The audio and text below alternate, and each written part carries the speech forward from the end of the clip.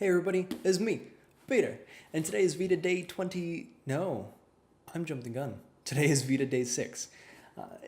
So my friend Kujmaus, who follows me on Tumblr and Twitter and basically everywhere because he's a great guy, posted this list on Twitter of ideas for VEDA, and I thought it was the best thing because today I can't really think of anything else to talk to. So I went to that list and I looked at all of it and I decided that what would be really fun to do and something that I really enjoy doing all the time is read a book. So today, and it helps that I happen to have a whole bunch of books that are in the public domain or the authors are dead.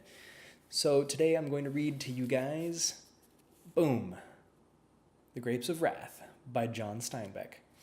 If you don't know who John Steinbeck is, he is one of the, I dare say, quintessential authors of mid-century American literature. He has written things like Grapes of Wrath, East of Eden, the road trip book, where basically he went across the country and what was it called? He was an author. He was also a journalist, and he was very liberal by back then standards even, and even by today's standards. So I want to share with you guys maybe just a few pages from this book, The Grapes of Wrath, which I like a lot. So let us begin. To the Red Country, Chapter 1. To the Red Country and parts of the Gray Country of Oklahoma, the last rains came gently, and they did not cut the scarred earth. The plows crossed and recrossed the rivulet marks. The last rains lifted the corn quickly and scattered weed colonies and grass along the sides of the road, so that the gray country and the dark red country began to disappear under a green cover. In the last part of May, the sky grew pale, and the clouds that hung in high puffs for so long in the spring were dissipated. The sun flared down on the growing corn day after day, until a line of brown spread along the edge of each green bayonet. The clouds appeared and went away, and in a while they did not try any more. The weeds grew darker green to protect themselves, and they did not spread any more.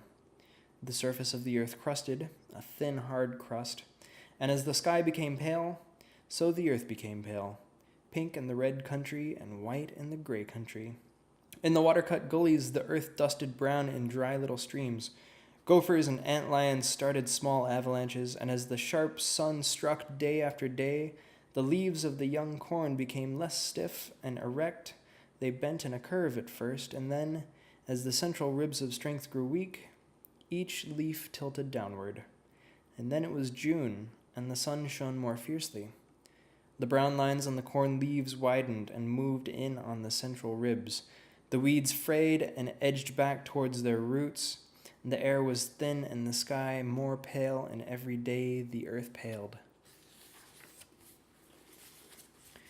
In the roads where the teams moved, where the wheels milled the ground and the hooves of the horses beat the ground, the dirt crust broke and the dust formed. Every moving thing lifted the dust into the air.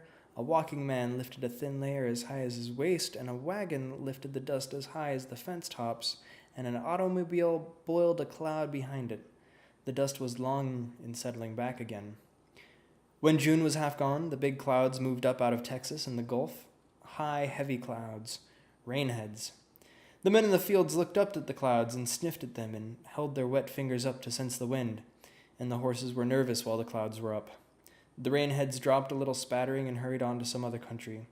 Behind them the sky was pale again and the sun flared. In the dust there were crop craters where the rain had fallen, and there were clean splashes on the corn, and that was all. A gentle wind followed on the rain clouds, driving them on northward, with a wind that softly clashed the drying corn. A day went by, and the wind increased, steady, unbroken by gusts. The dust from the roads fluffed up and spread out and fell on the weeds beside the field and fell into the fields a little way. Now the wind grew strong and hard, and it worked at the rain crust in the cornfields. Little by little, the sky was darkened by the mixing dust, and the wind felt over the earth, loosened the dust, and carried it away. The wind grew stronger. The rain crust broke, and the dust lifted up out of the fields and drove gray plumes into the air like sluggish smoke. The corn threshed the wind and made a dry, rushing sound, and the finest dust did not settle back to earth now, but disappeared into the darkening sky. The wind grew stronger, whisked under stones, carried up straws and old leaves and even little clods, marking its course as it sailed across the fields. The air and the sky darkened, and through them the sun shone redly, and there was a raw sting in the air. During the night, the wind raced faster and over the land, dug cunningly among the rootlets of the corn, and the corn fought the wind with its weakened leaves until the roots were freed by the prying wind, and then each stalk settled wearily sideways toward the earth and pointed the direction of the wind.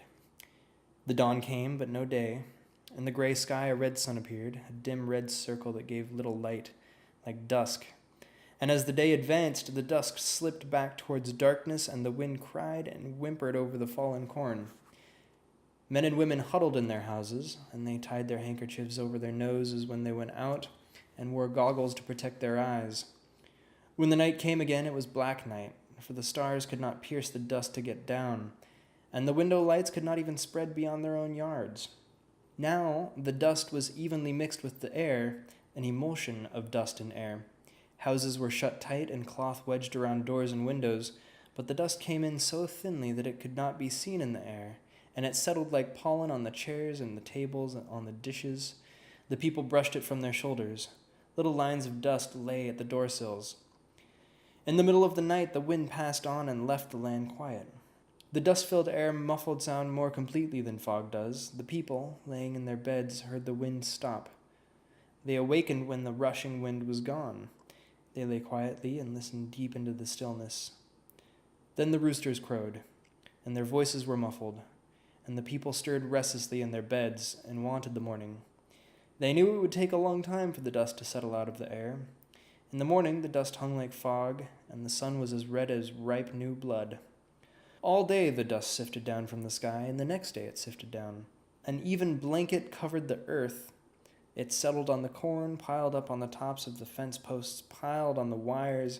It settled on the roofs, blanketed the weeds and the trees. The people came out of their houses and smelled the hot, stinging air and covered their noses from it. And the children came out of the houses, but they did not run or shout as they would have done after a rain. Men stood by their fences and looked at the ruined corn, drying fast now, only a little green showing through the film of dust. The men were silent, and they did not move often. And the women came out of the houses to stand beside their men, to feel whether this time the men would break. The women studied the men's faces secretly, for the corn could go as long as something else remained. The children stood nearby, drawing a figure in the dust with bare toes, and the children sent exploring senses out to see whether men and women would break. The children peeked at the faces of the men and women, and then drew careful lines in the dust with their toes. Horses came to the watering troughs and nuzzled the water to clear the surface dust. After a while, the faces of the watching men lost their bemused perplexity and became hard and angry and resistant. Then the women knew that they were safe and that there was no break. Then they asked, "What do we do?" And the men replied, "I don't know." But it was all right. The women knew it was all right, and the watching children knew it was all right. Women and children know deep in themselves that no misfortune was too great to bear if their men were whole. The women went into the houses to work, and the children began to play, but cautiously at first. As the day went forward, the sun became less red. It flared down on the dust-blanketed land. The men sat in the doorways of their houses. Their hands were busy with sticks and little rocks.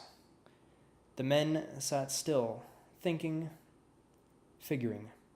And that's chapter 1. So in that first chapter, John Steinbeck uses very descriptive, very repetitive language to describe what is known in the history books as the Dust Bowl, where basically all of the croplands in Oklahoma and the Midwest just got completely wiped out. And that was one of the things that spurred the big migration of people, including my own ancestors, west to California, because there was the promise that California was this magical green paradise where the water would never run out. Hilarious. And there was enough farmland for everyone. But the book goes and explains that that's not exactly how it worked. So I highly recommend reading this book if you have not already. It is amazing. It is great and life-changing, and it talks about a lot of stuff that is still relevant to our society today, in terms of inequality and, the economy that we find ourselves existing in. So, all right, guys, that's all I got for now. Hope you enjoyed that. Until next time, I will talk to you guys later. Stay safe, stay classy, and stay awesome, and I love you. All right. Bye, guys. Boom.